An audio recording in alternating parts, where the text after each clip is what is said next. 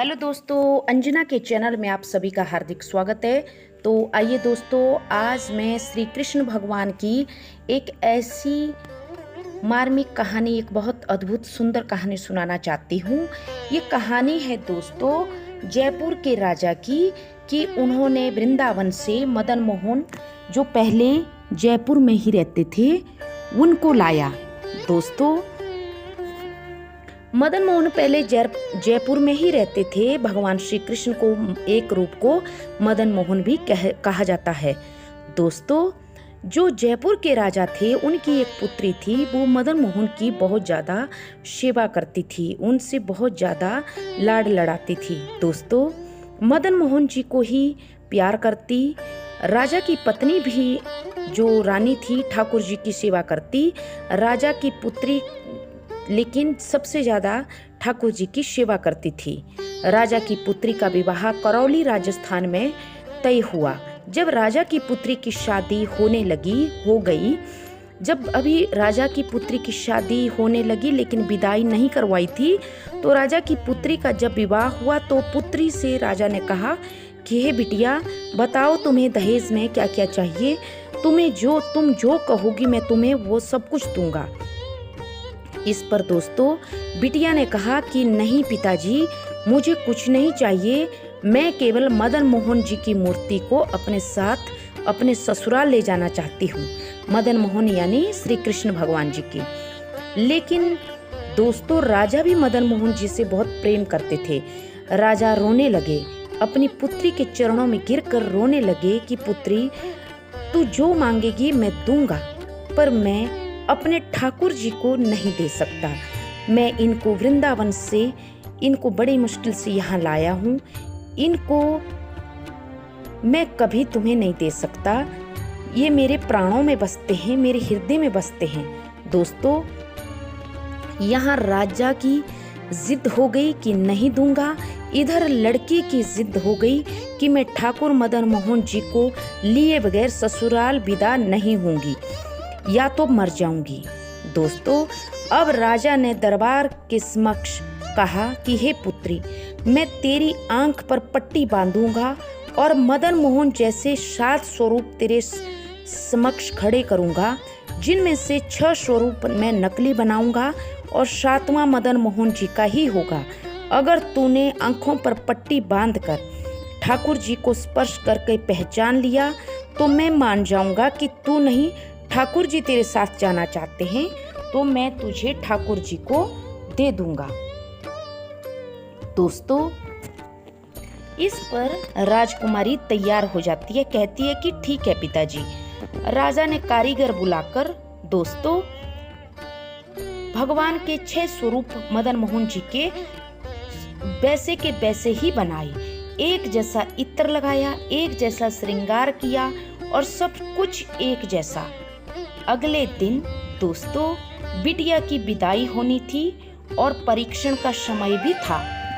रात्रि हुई, वो राजकुमारी सोने गई, लेकिन सोई कहाँ पाई वो बहुत ज़्यादा रोई और बोली कि हे मेरे नाथ, हे मेरे मदन मोहन, कहीं मैं कल प्रतियोगिता में आपको ना पहचान पाई तो मेरे तो प्राण ही निकल जाएंगे।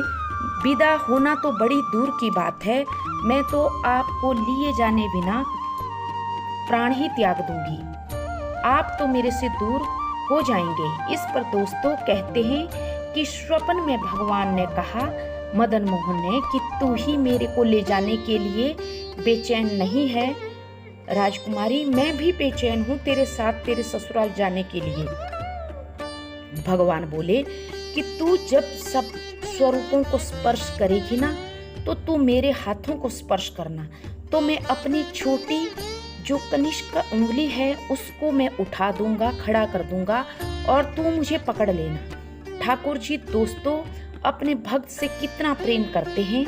अब तो राजकुमारी ने रात्रि में रात बड़े आराम से काटी और सुबह उठते ही बोली कि पिताजी चलिए, कब चलना है प्रतियोगिता में, मेरी आंख पे पट्टी बांधिए और मैं अपने ठाकुर जी को पहचानूंगी। इस पर दोस्तों राजा दरबार लगाया गया। राजा अपनी बिटिया को वहां से पकड़कर सभा में ले गए। उसके ससुराल वाले भी वहां पे उपस्थित थे। राजकुमारी की आंखों पर पट्टी बांधी गई और उसके समक्ष लाइन में 7 मदन मोहन रख दिए गए। कहते हैं दोस्तों कि पूरा राजमहल जयपुर का इकट्ठा हो गया। उसके ससुराल वाले इकट्ठे हो गए करौली के देखने के लिए। अब राजकुमारी की आंख पर पट्टी बांधकर बोले कि हे बिटिया, अगर बिटिया मदन मोहन जी की इच्छा हुई तो तू ढूंढ ले। अब दोस्तों मदन मोहन तो रात्रि में ही बता चुके थे राजकुमारी को। राजकुमारी ने बारी बारी से चारों स्वरूपों को बारी बारी छुआ।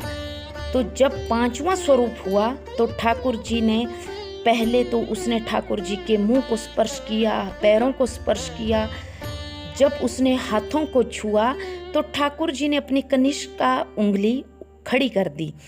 तुरंत लड़की समझ गई, बोली पिताजी यही हैं मेरे मदन मोहन। राजा दोस्तों पैरों में पड़कर रोने लगा और बोले कि हे बिटिया, मैंने ठाकुर जी को उंगली खड़ी करते हुए देख लिया था और आज बिटिया तेरी वजह से ठाकुर जी ने मुझे भी दर्शन दिया। मुझे ये बात पता चल दी कि तेरी जिद नहीं है इनको ले जाने की, ये स्वयं भी तेरे साथ तेरे ससुराल जाना चाहते हैं। दोस्तों बैंड बाजे सजाए गए। बैंड बाजों के साथ पालकियों पे सवार होके राजकुमारी के साथ पालकी पे सवार होके मदन मोहन जी को भी राजस्थान करौली के लिए विदा किया। और जब वो लड़की ससुराल राजस्थान करौली पहुंच गई तो वहां उसके ससुराल वालों ने, उसके ससुर राजा महाराज ने बहुत ही भव्य मंदिर का निर्माण करवाया, जहां पे राजस्थान करौली में आज भी मदन मोहन जी का बहुत ही पवित्र और बहुत ही प्रतिष्ठित मंदिर है। जगह जगह से लोग उसमें माथा टेकने आते हैं और उस दिन से मदन मोहन जी जयपुर से राजस्थान करौली में बसने लगे। और तो ये था दोस्तों कि कैसे एक राजकुमारी ने दहेज में अपने पिता से मदन मोहन जी को ले गई अपने घर। आशा करती हूँ दोस्तों आप सबको मेरी ये कहानी पसंद आई होगी। तो प्लीज़ सब्सक्राइब माय चैनल।